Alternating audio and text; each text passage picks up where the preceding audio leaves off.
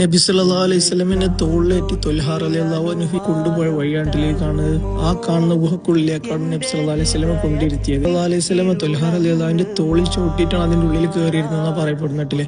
അതിന്റെ ഉള്ളിൽ ഇപ്പോൾ ഒരു നല്ലൊരു സോഫ സെറ്റ് പോലത്തെ പാറയാണ് ഇപ്പൊ ഈ കാണുന്നിട്ടില്ല. ഇത് ഞാൻ ഫോട്ടോ ആഡ് ചെയ്തതാണ്.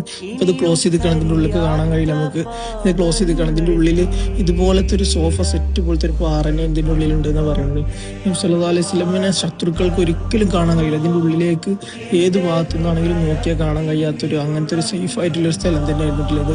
അപ്പൊ ഇതിന്റെ മുമ്പ് ഇവിടുന്ന് നോക്കിക്കഴിഞ്ഞാൽ ഉഹുദൊക്കെ കാണുന്നുണ്ടല്ലോ, ഉഹുദ് മസ്ജിദ്, അതേപോലെ ജബലുറുമാത്ത്, അതായത് നബി സല്ലല്ലാഹു അലൈഹി വസല്ലമ ശത്രുക്കളെ അമ്പയത്തിന് വേണ്ടി നിർത്തിയ ജബലുറുമാത്താണ് കാണുന്നത്. ഇതിന്റെ തൊട്ട് താഴെ തന്നെയാണ് നബി സല്ലല്ലാഹു അലൈഹി വസല്ലമ ആദ്യം ഇരുത്തിയ ഗുഹയാണ് ആ കാണുന്നത്.